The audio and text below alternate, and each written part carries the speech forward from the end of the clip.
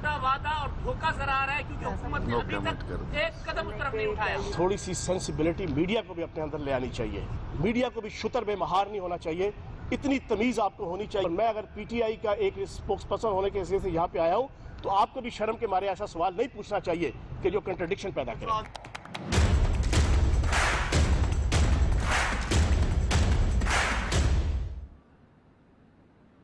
बिस्मिल्लाहिर्रहमानिर्रहीम, अस्सलाम वालेकुम, warm welcome to the show. नाजरीन, चौधरी बरादरान के खिलाफ नैब में एक इंक्वायरी चल रही थी और उन पर इल्जाम था कि उन्होंने साहिब इख्तिदार होते हुए एलडीए के 28 प्लॉट्स गैर कानूनी तरीके से फरोख्त किए थे।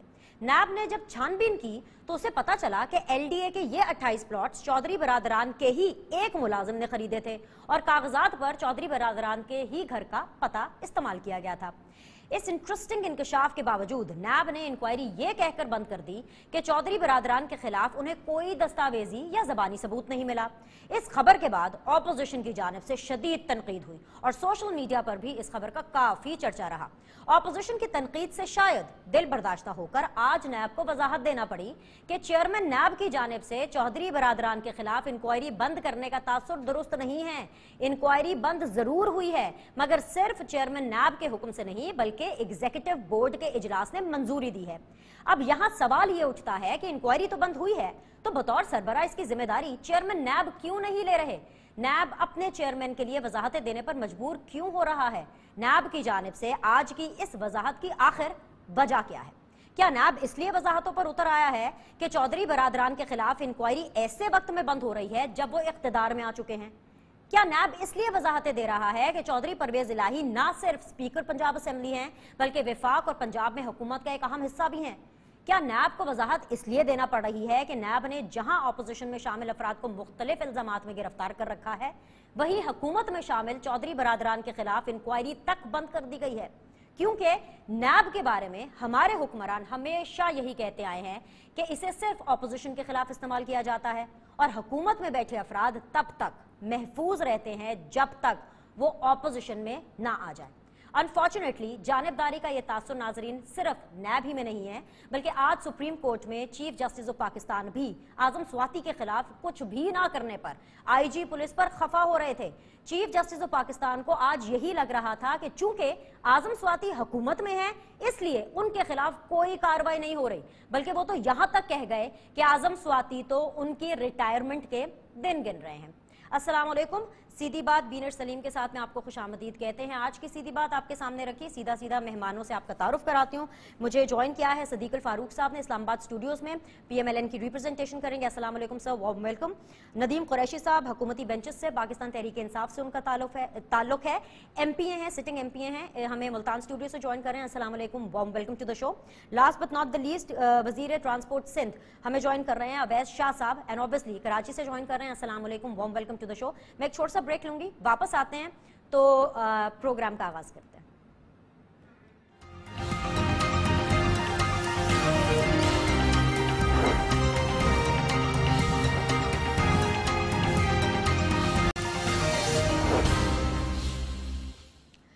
अस्सलाम वालेकुम जी, warm welcome to the show. बाकायदा तौर पर शो का आगाज करते हैं। नदीम कुरैशी साहब पीटीआई से, सदीकुल फारूक साहब पीएमएलएन से, अवैस शाह साहब पाकिस्तान पीपल्स पार्टी से हमारे साथ आज के शो में बने रहेंगे। नदीम कुरैशी साहब अस्सलाम वालेकुम। आज आजम स्वाति साहब का जो केस जिसकी समाअत हुई, आई एम श्योर कि उसके रिमार्क्स आप तक पहुंचे होंगे। आपने इस केस को डेफिनेटली इस प्रोग्राम के लिए हवाले से भी और ओवरऑल भी फॉलो अप किया होगा। आईजी से आज चीफ जस्टिस साहब ये पूछते रहे कि भाई आपने आजम स्वाति के खिलाफ क्या किया है। इन रिटर्न आईजी जो है वो यही कहते रहे कि मैंने XYZ ये कार्रवाइयां कर दी हैं। फिर सवाल पूछते रहे कि भाई असल जो जिम्मेदार है, असल जो प्रॉब्लम है, जो सारा का सारा करता धरता है वो आजम स्वाति है, आपने उसके खिलाफ क्या किया है? लेकिन कुछ सेटिस्फैक्ट्री जवाब नहीं मिला। आपसे सीधा सवाल, let's put the things very very straight, आप लोग आजम स्वाति के खिलाफ कोई कार्रवाई क्यों नहीं कर रहे हैं जिसकी वजह से अदालत को आर्टिकल 62(1)(f) के तहत कार्रवाई करनी पड़ रही है? सर बिस्मिल्लाहिर्रहमानिर्रहीम। देखिए बेनिश, आपने अब खुद ही वजाहत फरमा दी कि आईजी ने कोर्ट में खड़े होकर बताया कि उन्होंने क्या कार्रवाई की। अब पाकिस्तान में चूंकि इदारे आज़ाद हैं, पाकिस्तान तहरीक इंसाफ ने जब ये सारा मामला हुआ इसको टेकअप किया, आपका मीडिया ने भी इसको हाईलाइट किया और इस पर अदलिया भी हरकत में आई तो आजम सवाती साहब ने, पार्टी ने आजम सवाती साहब से रिजाइन लिया। वो हमारे बड़े सरगर्म रहनुमा हैं, उनकी पार्टी के लिए बड़ी खिदमात रही हैं, उन्होंने बड़ा काम किया है, लेकिन एक ऐसा वाकया बदनसीबी से ऐसा वाकया हो गया और इस तरह। नदीम कुरैशी साहब, इंटरजेक्शन के लिए आई एम रियली सॉरी, लेकिन let's clear it out. Party ने आजम स्वाति से इस्तीफा लिया, ये आप कह रहे हैं? जी हाँ, लेकिन देखिए ऐसा कुछ रिपोर्ट नहीं हुआ। आजम स्वाति साहब ने इस्तीफा खुद दिया for what ever reasons, pressure में आकर के रियलाइज हो गया, ये जो भी हुआ, मुझे उनकी फीलिंग्स नहीं मालूम, उन्होंने इस्तीफा दिया, लेकिन वो इस्तीफा अभी तक एक्सेप्ट नहीं हुआ। एम आई राइट सर? देखिए, जब कोई शख्स रिजाइन कर देता है और पाकिस्तानी मीडिया का जिस दौर से हम गुजर रहे हैं, यहाँ चीजें अब इतनी कोई हिडन करना को इतना आसान नहीं है कि चीजों को छुपा लिया जाए। जब आजम सवाती साहब का से ये इशू बना, उन्होंने कोर्ट को भी ज्वाइन किया, उन्होंने अदलिया का भी सामना किया, उन्होंने कानून के सामने अपने आप को पेश भी किया, और फिर जब पार्टी ने इस्तीफा दिया, बट इस्तीफा एक्सेप्ट नहीं हुआ sir. No sir, let's put the first thing straight ना। सबसे पहले देखिए, इस्तीफा एक्सेप्ट नहीं हुआ, राइट और रॉन्ग? देखिए, इस्तीफा जब दे दिया तो इसका मतलब है वो एक्सेप्ट हो गया, और ऐसी बात नहीं है। आपने आजम सवाती साहब की कोई पार्टी एक्टिविटी इसके बाद उसके। सर, आप खुद पार्लियामेंटेरियन हैं, कल को इमरान खान साहब ने उनका इस्तीफा मुस्तरद कर दिया तो फिर क्या सिचुएशन होगी? जैसे फॉर एग्जांपल आप खुद पार्लियामेंटेरियन हैं, पिछली दफा दौरे हुकूमत में आपकी पार्टी के कुछ लोगों ने कहा कि जी हमने तो सारों ने इस्तीफे दे दिए, लेकिन आपके इस्तीफे एक्सेप्ट नहीं हुए थे। हर एक को अलग अलग कमरे में बुलाकर ये कहा गया था कि हम जो है, स्पीकर उस टाइम पे अयाज सादिक थे, उन्होंने कहा था हर एक को अलग अलग बुलाकर मैं पूछूंगा। आप लोग वापस गए, पार्लियामेंट का हिस्सा बने, आप लोगों ने अपनी जो रुकी हुई तनख्वाहें थी, जो कि आप लोगों ने उस टाइम पे विड्रॉ नहीं की थी, वो आपने तनख्वाहें भी ली। ऐसा नहीं होता कि इस्तीफा दे दिया और वो ऑटोमेटिकली अल्लाह की तरफ से ये समझ लिया जाए। तो please for the sake of God, for the sake of love of God, ये चीजें मत करें यहाँ पर। अब आप जवाब दीजिए तसल्ली से, आपको पूरा टाइम दूंगी। अगर आप बाजी में जाएंगे तो बहुत सारी बातें फिर मेरे पास भी करने के लिए है। मैं आपसे हाल की बात कर रहा हूं, मौजूदा दौर की बात कर रहा हूं। आपने देखा कि जब आजम सवाती साहब वाला इशू आया तो पार्टी ने इस पर एक्शन लिया, पार्टी ने पहलू तही नहीं की, पार्टी ने उसको इग्नोर नहीं किया। और मैं समझता हूं पाकिस्तान तहरीक इंसाफ अल्हम्दुलिल्लाह वो पॉलिटिकल पार्टी है जिसके अंदर नदीम कुरैशी साहब, पार्टी ने क्या एक्शन लिया?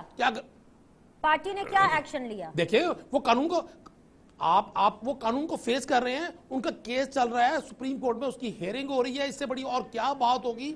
उन्होंने कानून को पेश किया, आप एक पर्चा नहीं है उनके खिलाफ, एक पर्चा नहीं है उनके खिलाफ, एक तफ्तीश नहीं हुई उनके खिलाफ, वो सिर्फ और सिर्फ सुप्रीम कोर्ट को फेस कर रहे हैं। That is because that is the highest court जो कि उनको बार बार बुला रही है, उनको वार्न कर रही है। 62(1)(f) के तहत उनके खिलाफ कार्रवाई चल रही है, सिर्फ इसलिए क्योंकि हुकूमत ने कुछ नहीं किया, और हुकूमत सुप्रीम कोर्ट नहीं है। आप लोग एक इंडिविजुअल, एक इंडिपेंडेंट एंटिटी हैं सर, तो कोई कार्रवाई नहीं हुई। आगे बढ़िए। आप मुझे बताएं हुकूमत को क्या करना चाहिए था? क्या हुकूमत को इन्वेस्टिगेटिंग अथॉरिटी है? हुकूमत को इन्वेस्टिगेशन अथॉरिटी है? जब आप उनका इस्तीफा फौरन एक्सेप्ट करें सर, उन्होंने आप उनके खिलाफ मुकदमा दर्ज करें, आप उनके खिलाफ जो तफ्तीश है वो करें, इंक्वायरी हो, और बाकी the law will take it course. Madam, government party नहीं है। अब आप मुझे 1 मिनट दें, गवर्नमेंट तो इसमें एप्लीकेंट नहीं है। एप्लीकेंट ने, जिन्होंने इसको अप्लाई किया, जिनके साथ ज्यादती हुई, उन्होंने तमाम प्रोसेस को मुकम्मल किया। हुकूमत का हक ये बनता था, गवर्नमेंट ने वही किया जो आइन और कानून के मुताबिक था। उन्होंने अपने सीनियर पार्टी रहनुमा को जब एक इशू में देखा, हालांकि अभी वो फाइनल इन्वेस्टिगेशन भी नहीं हुई, उन्होंने उनसे रिजाइन लिया। अब वो इस जिम्मेदारी पर नहीं थे। आपने आजम सवाती साहब की कोई एक्टिविटी नहीं देखी होगी। आपको पाकिस्तान सर्दियों में लोड शेडिंग कर रहे हैं, गैस आप लोग दे नहीं पा रहे हैं, महंगाई आसमान को छू रही है।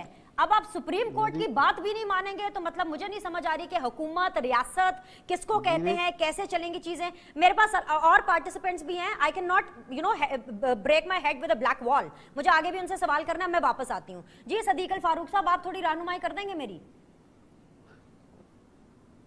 जी, बिस्मिल्लाह रहमान रहीम। आपने इंट्रो भी दिया और जनाब कुरैशी साहब ने मुल्तान से भी अपनी बात की है। पहली बात तो यह है जो उन्होंने कहा कि इदारे आज़ाद हैं और उनमें नैब भी आज़ाद है, तो मैं आपकी और कुरैशी साहब की तवज्जो दिलाऊंगा अक्टूबर में जो जावेद हाशमी साहब ने अक्टूबर 2014 में प्रेस कॉन्फ्रेंस की थी पीटीआई को छोड़कर धरने के दौरान जी। और उन्होंने बताया था कि इमरान खान साहब ने कहा है कि इस तरह के अदालतों में मामलात होंगे और नवाज शरीफ को फारिग कर दिया जाएगा। अच्छा, तो भाई यहाँ तो कोई भी आज़ाद नहीं है। नवाज शरीफ को उसी प्रोग्राम के मुताबिक जिसका उस वक्त प्रेस कॉन्फ्रेंस में ऐलान किया था जावेद हाशमी साहब ने, उसके मुताबिक सारा काम हुआ और हो रहा है। आज़ाद किधर है? दूसरी बात यह है नैब की कि अभी जब मैं चेयरमैन था वैक्यू ट्रस्ट का, उसमें मेजर बुरहान साहब थे डीजी नैब लाहौर। तो एक जो सेक्रेटरी थे बोर्ड के, उन पर गलत प्लाट का इल्ज़ाम था जो हमने सबूत दे दिया। तो मैंने उन्हें कहा कि ये जनाब इसके खिलाफ कार्रवाई करें, तो मुझे कहते हैं कि वो जो साबिक चेयरमैन थे उन्होंने ओके कर दिया। मैंने कहा ये तो उस तारीख के बाद की बात है। तो कहते हैं उन्होंने अब अपने सर ले लिया, आप छोड़े ना इस बात को। मैंने कहा कमाल है, एक बंदा मुलजिम है, वो मुल्क से भागा हुआ है, वो कहता है मैंने दिया और वो गलत दे रहा है तारीख गुजरने के बाद। खैर, मैंने फिर कुछ दिन के बाद कहा कि एक डायरेक्टर है नैब का जो इस सेक्रेटरी को प्रोटेक्ट कर रहा है, और ये बात मीडिया में छपी। बुरहान साहब का फोन आया कि ये आपने क्या कहा है, मैं आपके खिलाफ प्रोब करूंगा। मैंने कहा जल्दी प्रोब करें, ये तो नैब का हाल है। फिर एक और डीजी नैब आए, जब मैं ताउन कर रहा था तो उन्होंने बातों बातों में कहा कि अगर आपने कुछ गलत काम किया है तो मुझे बताएं, मैं इंक्वायरी करके उसको क्लोज कर दूंगा और आप बच जाएंगे।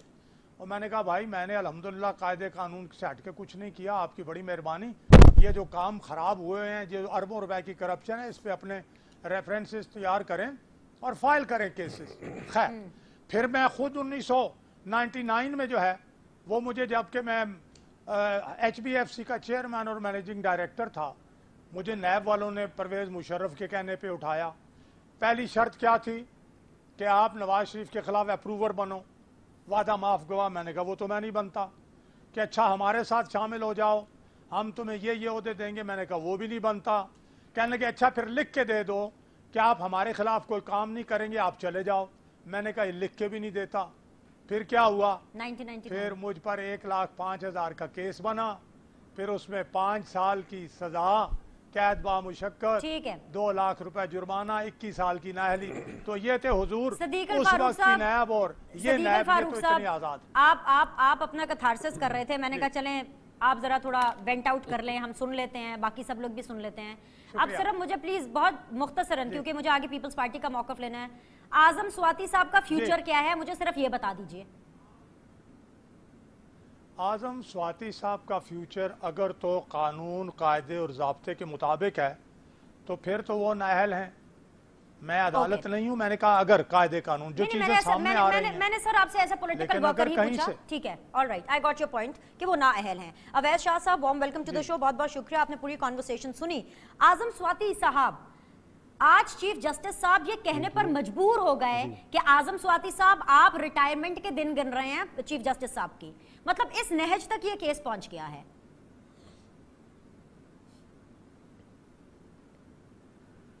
बिस्मिल्लाहिर्रहमानिर्रहीम। देखें बिनिश, मैं शुरू इस चीज़ से करूँगा कि सिद्दीकुल फारूक साहब ने बहुत अच्छा नैब का शुजरा बता दिया, जो शायद अब मुझे उसके बारे में कुछ कहने की ज़रूरत नहीं पड़ेगी। और आजम स्वाति साहब का जो फ्यूचर आपने सिद्दीकुल फारूक साहब से पूछा, तो मैं ये बता दूं कि उनका फ्यूचर वो है जो अलीमा खान का है, उनका फ्यूचर वो है जो अलीम खान का है, उनका फ्यूचर वो है जो जुल्फी बुखारी का है, और उनका फ्यूचर वही रहेगा, उसी जगह जाके पहुंचेंगे जहां आज एहतसाबुल अकबर बैठे हुए हैं। आज chief justice of Pakistan sorry Shah साहब, का जिक्र अलीमा खान मेरे भी अभी दिन हैं, गिन रहे हैं कि मैं रिटायर कब हो रहा हूँ। जुल्फी बुखारी साहब भी अभी हैं, अलीम खान साहब को भी अभी तक एज ऑफ नाउ, आज जिस तरह से हम बात कर रहे हैं, they all are on the safe boundary as of now. कल तो कुछ हो जाए, परसों कुछ हो जाए, मैं कुछ कह नहीं मैंने इसीलिए ये नाम लिए, मैंने इसीलिए ये सारे नाम लिए क्योंकि इनको अभी तक कुछ नहीं हुआ तो इनको भी कुछ नहीं होगा। ये भी इसी तरह ही चलता रहेगा मामला, फिर वो रिज्यूम कर जाएंगे अपनी किसी वजारत पे या किसी बड़े ओहदे पे, फिर उन पे कोई केस बढ़ेगा और फिर ये फतवा आ जाएगा कि ये 62 और 63 में भी नहीं आते, दे कैन वर्क फ्रीली। आजम स्वाति साहब अगर जिस तरह एक पॉलिटिकल वर्कर की हैसियत से आप मुझसे पूछना चाहें तो उनको खुद ही उस दिन रिजाइन करके छोड़ के चले जाना चाहिए था जिस दिन एक गरीब आदमी के खेत में भैंस गई है और उस पर तशद्दुद करवाया, और अगर आईजी साहब ने कुछ कहने की गुज़ामत की तो उसको सस्पेंड करवा दिया गया। हम लोग बैड गवर्नेंस, करप्शन, सारे इल्जामात पीपल्स पार्टी की हुकूमतों के ऊपर, वफाक में हो, प्रोविंस में हो, लेकिन अब वो चीजें कहां चली गई, गवर्नेंस कहां गई, कहां गया लॉ एंड ऑर्डर। कभी डीपीओ कोई डीपीओ साहब हटा दिए जाते हैं, कोई वो पंजाब के, कभी उन पे सजा आती है, कभी आईजी पे आ जाती है। अगर केसेस जाते हैं तो केसेस में इतना क्यों बायस बन जाते हैं कि इमरान खान साहब अभी उनका करते ही नहीं, इस्तीफा कबूल नहीं कर रहे, वो पूरी अपनी एक्टिविटीज कर रहे हैं। मेरे कुरैशी साहब बता रहे हैं, अभी थोड़ी देर पहले मैं उनकी आधी गुफ्तगू सुनी कि पार्टी आखिर क्या करे। जी पार्टी ये तो कर सकती है कि उसको फौरन सीट से डीसीट करके बोले कि जाएं जी आप जाके घर बैठें, आप जैसे बंदे की पार्टी में कोई जरूरत नहीं है, आपने ये काम किया है। लेकिन अभी तक इस्तीफा कबूल नहीं हुआ। मैंने ये चंद नाम इसलिए लिए कि ऐसे लोग जो इनके साथ हैं उनको कभी कुछ नहीं होगा, कुछ दिन के ठहराव है, उसके बाद वो वापस अपनी जगहों पे That is pretty unfortunate, sir. That is pretty unfortunate. The type of height the case has gotten, जिस हाइट पे, जिस नहज पे, जिस लेवल पे ये केस है, अगर उसके बावजूद आपकी पॉलिटिकल सेंस ये कह रही है कि कुछ नहीं होगा, सदीक अल फारूक साहब की पॉलिटिकल सेंस ये कह रही है कि कानून और कायदे के एतबार से तो बहुत कुछ होना चाहिए और वो डिसक्वालिफाइड है, लेकिन अगर अनफॉर्चुनेटली कुछ नहीं होता तो ये बहुत अनफॉर्चुनेट है। नदीम कुरैशी साहब, आगे बहुत से मार्के माशाल्लाह आप लोगों ने भी काफी महाज खुले हुए हैं, हुकूमत के लिए कुछ मुश्किलात भी होती हैं और एक अप्रोच, एक उनकी बॉडी लैंग्वेज, एक वो चीज जिससे हुकूमत इन सारी चीजों को गेज करे या फेस करे, ये बड़ी काउंट करती है। हम पिछले दौरे हुकूमतों में भी हुक्मरानों के रवैयों को लेकर के काफी बात करते रहे हैं और आपके ऊपर भी जाहिर सी बात है वही चीज लागू होगी क्योंकि हम नहीं बदले, आप लोग जरूर एक नए पाकिस्तान में आ गए हैं। रियासत मदीना को लेकर के वो जो आपके आज छोटे वाले हैं वजीर इत्तलात फयाजुल हसन चौहान साहब, वेरी रिस्पेक्टेबल, उन्होंने आज फिर से धावा बोल दिया मीडिया पर। आज उन्होंने फिर से मीडिया के ऊपर इतना गुस्सा दिखाया कि मीडिया को शर्म आनी चाहिए कि आप इस तरह से बात कर रहे हैं। मुझे बताइए सर कि जर्नलिस्टों से या इस सवाल में क्या कबाहत है, क्या खता हो गई उस जर्नलिस्ट से जिसने ये सवाल कर लिया कि सर आप रियासत मदीना के हवाले से बता दें, क्योंकि आप तो कह रहे थे कि रियासत मदीना होनी चाहिए और सिराजुल हक साहब ने एक इवेंट के अंदर ये कह दिया कि रियासत मदीना जैसी तो कोई सूरत हाल नजर नहीं आ रही। इस सवाल में लुब्बे लुबाब में क्या कबाहत है, मुझे बस पहले ये बताइए क्यों इतना रिएक्शन आया फयाजुल हसन चौहान साहब की तरफ से। अब आपने मुझे एक तो लम्हा देना है बात करने का, क्योंकि आप जब बाउंसर मारती है ना तो फिर आप बचने का मौका भी दिया करें। आपके बाउंसर ना वो हेलमेट से ऊपर जाते हैं। देखिए पहले तो मैं सदीकुल फारूक साहब की ना जी, मैं सदीकुल फारूक साहब के इरशादात आलिया और उनके गुफ्तार के जोहर से फैजियाब नहीं हो सका, मुझे उनकी आवाज मैं नहीं सुन सका। अच्छा, जहां तक शाह साहब ने भी फरमाया तो शाह साहब को समेत पूरी अपोजिशन के पास ये 4 लफ्ज अलीम खान, जुल्फी बुखारी, इनके अलावा इनके पास कुछ नहीं है। लेकिन मैं इनको ये बताना चाहता हूँ, ऑन ईयर कह रहा हूँ कि पूरी पाकिस्तानी कौम, आपने जो पाकिस्तान में करप्शन को लेजिटिमाइज किया है, इन 4 लफ्जों से कौम नहीं बहलेगी। वो तमाम बातें मैं हैरान हूँ, ये आजम सवाती साहब पे इतना जोश इनको आया हुआ है, इनके चीफ मिनिस्टर का नाम, इनके पार्टी हेड्स के नाम, इनके पार्टी हेड्स के नाम, पाकिस्तान की हिस्ट्री में जो सबसे बड़ी करप्शन हुई है। आज वो जेआईटी की रिपोर्ट ने पूरे पाकिस्तान को बताया कि किस तरह बेनामी अकाउंट्स के जरिए अरबों डॉलर लांची से पाकिस्तान से बाहर शिफ्ट कर दिया गया। शाहजी किबला, मैं आपका एहतराम, आप मुझे शाहजी 2 मिनट दें। मैं आपको दे रही हूं, मैं जरा साइलेंस मेंटेन कर लूं प्लीज। कुरैशी साहब पोल खोल दिए। ऑलराइट, अवैध शाह साहब आप मुझे बाद जरा रिस्पॉन्ड कीजिएगा बिकॉज़ इस टाइम पे समझ नहीं आ रही, because you all are sitting on different stations, तो जरा मुश्किल हो रहा है समझने में। मैं आपके पास आऊंगी, आप प्लीज अपने कमेंट्स रिजर्व रखिए और जरूर दीजिएगा। कुरैशी साहब बात मुकम्मल करें। मैं दिनेश जी, अवैध शाह जी के अगर मिजाज में गरां गुजरे तो मैं माजरत चाहता हूं, लेकिन हकीकत अहवाल से आंखें चुराना मुश्किल है। अब हकीकत कौम को बतानी पड़ेगी। अभी एक जेआईटी आई है जिसने सिंध सरकार के वो तमाम कच्चे चट्ठे में ये लफ्ज इस्तेमाल नहीं करना चाहता था, लेकिन जब ये लोग छोटी छोटी बात पर ये 4 नाम, पूरी कौम थक गई है 6 माह में, अलीमा खान साहबा, जुल्फी बुखारी, भाई वो कहां थे? अलीमा खान साहबा कौन सी गवर्नमेंट पोर्टफोलियो में थी, वो कौन सी सरकार चला रही थी जो आप उन पे इल्जाम आयद करते हैं? जुल्फी बुखारी कौन से गवर्नमेंट में थे, उनको ओवरसीज का हेड बनाया गया। तो भाई ओवरसीज के काम वही शख्स कर सकता है जो बैरून मुल्क रहने वाले पाकिस्तानियों के मसाइल से आगा हो। मैडम, मैं समझता हूं आज आपने जो ये टॉपिक चुना, ठीक है, ये आपका हक बनता है, लेकिन इस मुल्क में पाकिस्तान की हिस्ट्री में जितने मुआशी क्राइम हुए हैं, मुआशी दहशत गर्दों ने किए हैं, कौम को आज तबाह बर्बादी के हाल पे पहुंचा दिया। अभी आपने क्वेश्चन किया गैस कहां है जी, लोड शेडिंग, तो अभी तो ये मुस्लिम लीग नवाज वाले नारे लगाते थे, हमने लोड शेडिंग खत्म कर दी है। अभी तो कौम इनके नारे सुन रही थी इलेक्शन कैंपेन में भी। कल भी ख्वाजा साद रफीक साहब माशाल्लाह वो नैब की हिरासत में है, लेकिन ये पाकिस्तान की तारीख के वो अजीम शान कहती हैं कि ये असेंबली फोरम यूज करते हैं, ये पाकिस्तान के मीडिया को इस्तेमाल करते हैं, क्रिमिनल चार्जेस में कैद लोग आकर अपने भाषण सुनाते हैं और कौम इनकी गुफ्तगू सुनती है। मैं समझता हूं अब पाकिस्तानी कौम यकीनन नए पाकिस्तान में है, यही नया पाकिस्तान है। और जहां तक सराजुल हक साहब ने फरमाया मदीने की रियासत, तो यकीनन ये मदीने की रियासत है कि आज पाकिस्तान, जी मुकम्मल कर लें। पाकिस्तान के पहले हुक्मरान ने अपनी जात से एक चीज का आगाज किया, सादगी कैंपेन शुरू की। आज आप मुझे बताएं पाकिस्तान में 6 माह में कोई मेगा करप्शन की मुझे बात सुना दे। मैं कोशिश कर रही थी कि मैं आपको 2 मिनट नॉन स्टॉप दे दूं। I have to take a break as well. उन्हीं गाड़ियों में, उन्हीं पीएम हाउसेस में की गाड़ियों के अंदर वो जो वली अहद आए में उनको ले लेके फिरते रहे हैं। आज हमें पता चला कि जो आपके गवर्नर, जो हमारे गवर्नर पंजाब के हैं, हमारे भी हैं चौधरी सरवर साहब, उनका जो प्रोटोकॉल है वो 111 अफराद पर मुश्तमिल है।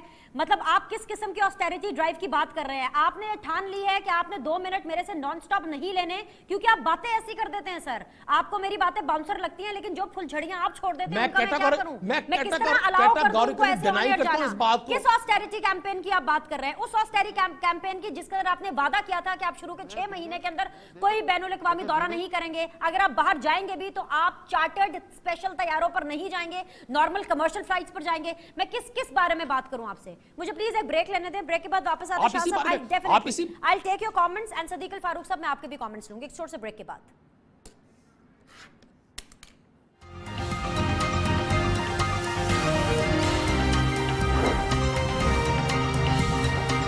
सो much for joining in. Sadiq Al Farooq साहब, नदीम कुरैशी साहब, अवैस शाह साहब हमारे साथ मौजूद हैं। सदीक अल फारूक साहब, ज़रा आप कुछ गोश गुजार करना चाहेंगे? ये तमाम तर मामलात, ये जैसे लोड शेडिंग की बात हो रही है, गैस की बात हो रही है, गैस नहीं है, लोड शेडिंग नहीं है, ये आप अपने दौरे हुकूमत के साथ ही अपने साथ ले गए थे बैग में बंद करके?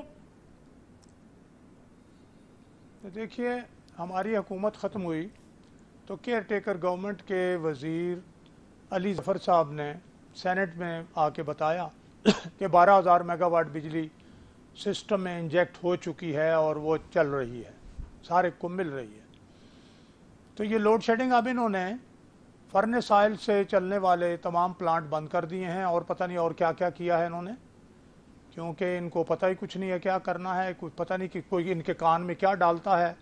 ये लोड शेडिंग उस वजह से ये कर रहे हैं, ये इनकी नाअहली है। दूसरी, ये नदीम कुरैशी साहब ने फरमाया कोई स्कैंडल नहीं बना। मेरा ख्याल है ये ख़बरें और वाक़यात पर इनकी नज़र नहीं है। ये अभी जो मेमन डैम का 310 अरब का जो ठेका दिया है इन्होंने अपने मशीर को, वफाकी मशीर को, ये स्कैंडल नहीं है। ये मालम जबा की ज़मीन जिसमें मौजूदा सिटिंग जो KPK के चीफ मिनिस्टर हैं, ये स्कैंडल नहीं है। और ख़ुद हेलीकॉप्टर का KPK में गैर कानूनी इस्तेमाल इमरान खान की तरफ से, ये स्कैंडल नहीं है। ये जो इन्होंने मेट्रो पेशावर की, जो हमने मेट्रो 30 अरब में बनाई और 11 महीने में बनाई, 2 साल गुजर गए हैं और वो 92 अरब तक पहुंच गई है, ये स्कैंडल नहीं है। जहांगीर तरीन की ऑफशोर कंपनियां स्कैंडल नहीं है। इमरान खान की अपनी जो ऑफशोर कंपनियां हैं, और इन्होंने अपनी इमरान खान की बहन, अब बतौर बहन तो मैं भी इज़्ज़त करता हूं, लेकिन इन्होंने कहा कि वो कौन सा उनके पास सरकारी ओहदा था। सरकारी ओहदा नहीं, लेकिन पाकिस्तान की शहरी हैं। सुप्रीम कोर्ट जब दुबई में बैरून मुल्क असासों की, पाकिस्तानियों की बात करता है तो उसमें उनके असासे भी आ गए। कहाँ बनाया? पाकिस्तानी शहरी तो है ना, कहाँ से लेके गई हैं? ये स्कैंडल नहीं है भाई, बड़े स्कैंडल है मेरे भाई, और मैं बहुत से नाम लूँगा, गौर करें। हाँ, ये अलग बात है कि आप अपने गरेबान में ना झांकें, दूसरे की तरफ उंगली उठाएं, तो ज़रा अपने गरेबान में भी झांकें तो आपको स्कैंडल ही स्कैंडल नज़र आएंगे, नायली नायली नज़र आएगी। और आ जाइए बात इनके शेख रशीद साहब पर, तो माशाल्लाह अल्लाह मियां ही आशिक है, और ये रियासत मदीना का नारा लगाने वाले लोग पार्टी के हैं सदीक अल फारूक साहब। लेकिन चलें आप कमेंट करें, इनके कहाँ से हो गए? और भाई इस हुकूमत में तो शामिल हैं जिन पर अल्लाह आशिक हो गया, इनके तादी वो तो कहते हैं मैं सदीक उल फारूक साहब अल्लाह आशिक हो गया। मैं तो इमरान खान का, सदीक उल फारूक साहब जिन पर अल्लाह आशिक हो गया, वो तो इमरान खान का मैं हर हाल में, ऊपर तो अल्लाह की रहमत हो गई। ओके, वो मैं ये कह रहा हूँ कि अल्लाह मियां उनके, उन्होंने कहा अल्लाह मियां मुझ पर आशिक है। यार कुछ खुदा का खौफ करो। ये पता नहीं आप काबीना कहाँ से लेके आए हो। वो हमारे Alright. हैं। अवैध शाह साहब, मैं आप ही की तरफ बढ़ना चाहूंगी। अच्छा। आप आई एम श्योर आप कमेंट करना चाहते होंगे शाह साहब, लेकिन प्लीज मेरा सवाल साथ में, मेरा सवाल ले लीजिए शाह साहब साथ में। जी। आपको मुबारक भी हो, आप खुश भी होंगे, आप लोगों ने काफी साई ऑफ रिलीफ भी इस पे शो किया कि एटलीस्ट बिलावल भुट्टो जरदारी का नाम जो है वो ECL से निकालने का कहा गया है और बिलावल भुट्टो जरदारी को मासूम भी कहा गया है। लेकिन एक चीज आप कहीं ना कहीं पे अंडर द कार्पेट हो गई है इस पूरे सिनेरियो में, और वो मैं आपको रिमाइंड कराना चाहूंगी शाह साहब बहुत अदब के साथ कि बिलावल भुट्टो जरदारी के ऊपर इस टाइम पर एज ऑफ नाउ इतनी कोई अभी प्रॉब्लम नजर नहीं आ रही, लेकिन आसिफ अली जरदारी साहब का नाम ECL में भी है। आसिफ अली जरदारी साहब को ओमनी ग्रुप के हवाले से जिम्मेदार भी करार दिया जा रहा है, और आसिफ अली जरदारी साहब के गिर्द जो घेरा है वो तंग भी हुआ जा रहा है। सो आप आई होप कि इस चीज को इग्नोर नहीं कर रहे हैं।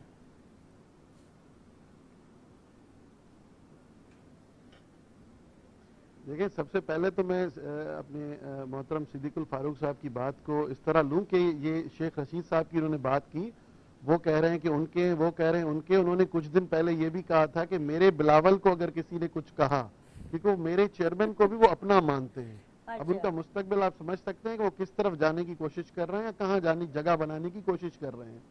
दूसरी बात जो आपने की, आपको शादी मुबारक हो फिर तो, हम माशाल्लाह। खुश होंगे या जो डिसीजन आया इस पे, देखिए खुश कोई नहीं है। अच्छा, ये खुश कोई नहीं है। मैं आता हूँ कुरैशी साहब, आपके पूरे कैबिनेट को गिनवाता हूँ कि 24 में से 14 आपके पास किस किस के तोहफे हैं पुराने, मैं वो भी आपको गिनवा रहा हूँ आके। अच्छा। देखिए कोई खुश आप नहीं है सादात कि हैं, आप जो ये फैज़ JIT पहुंचाएंगे हमने लेना है बनी हुजूर। है। हम पहले दिन से ही इस JIT का पे एतराज कर रहे थे। इस JIT का सबसे बड़ा सबूत मुतसिब होने का ये है कि कल चीफ जस्टिस ऑफ पाकिस्तान ने जो रिमार्क्स दिए कि एक कॉन्स्टिट्यूशनल हेड ऑफ इंस्टीट्यूशन, आप मुराद अली शाह का नाम आपने डाल दिया, बिलावल भुट्टो जरदारी साहब मासूम हैं, वो अपनी वालदा के मिशन को आगे लेके चल रहे हैं।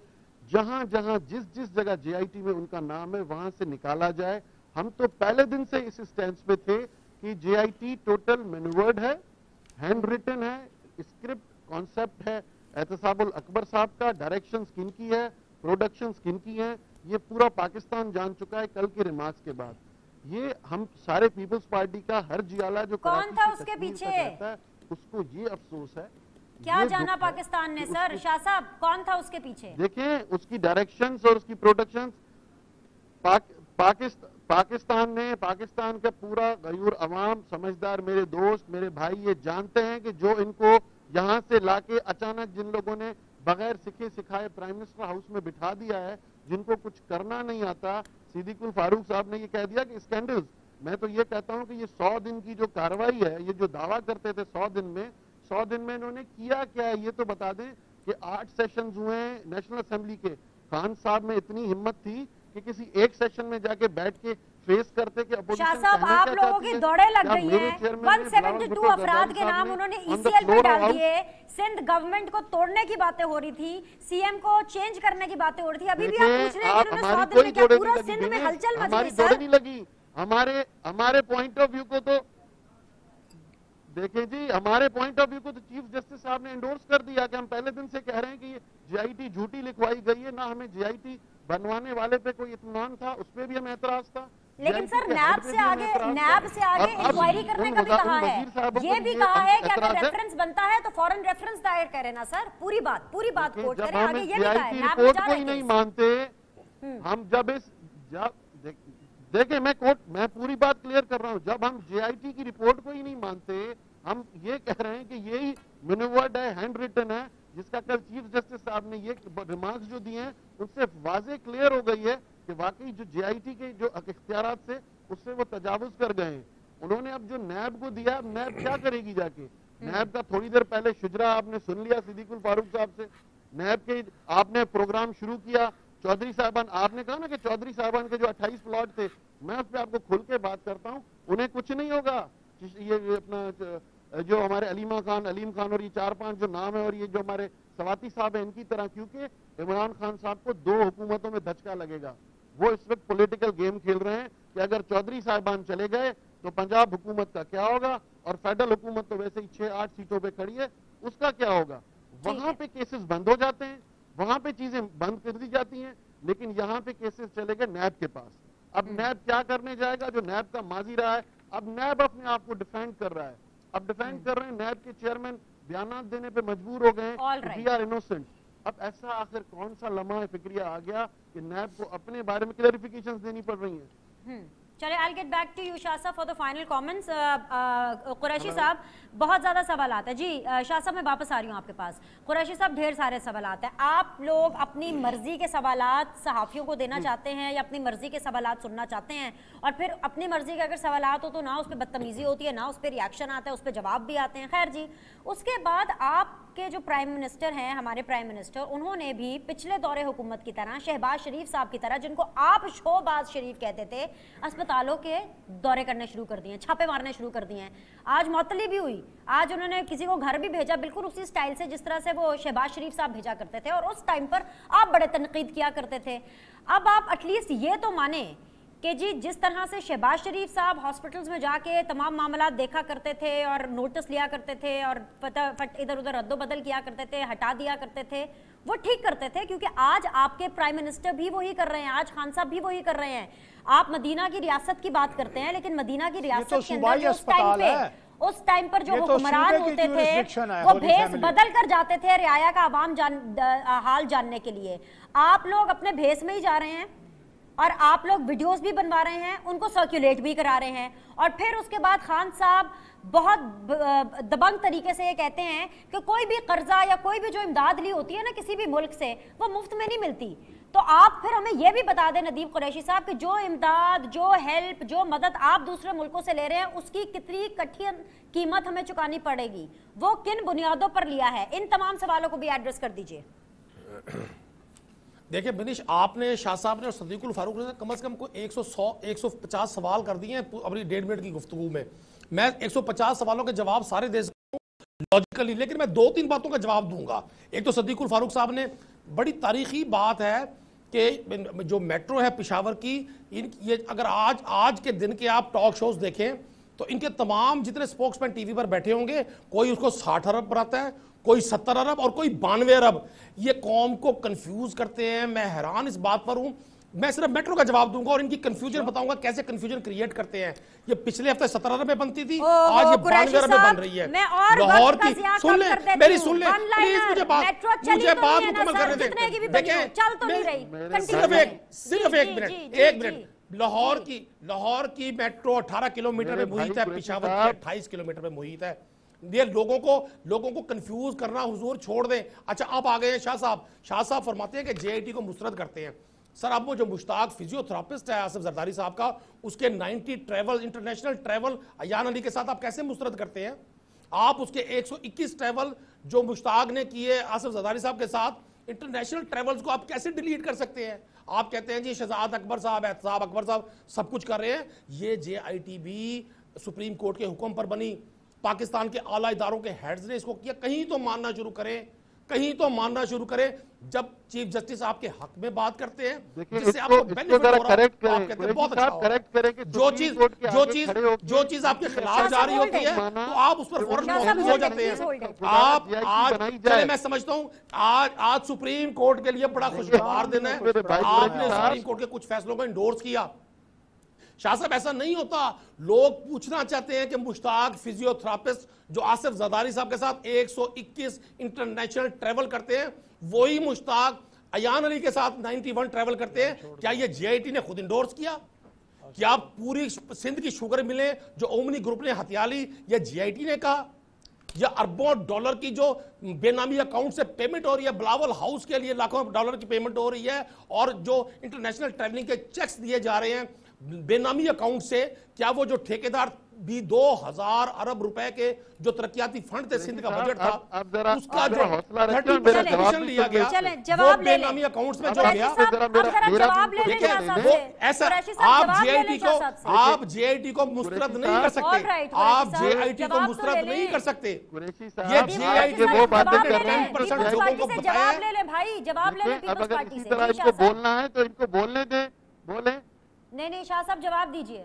देखिए कुरैशी साहब, ये तो आप वो बातें कर रहे हैं, ये तो आपने आज सबके सामने आपने आज बातें खोल के रख दी। ये तो वो बातें हैं जो जेआईटी की रिपोर्ट आने से 4 दिन पहले फवाद चौधरी और शेख रशीद साहब कर रहे थे।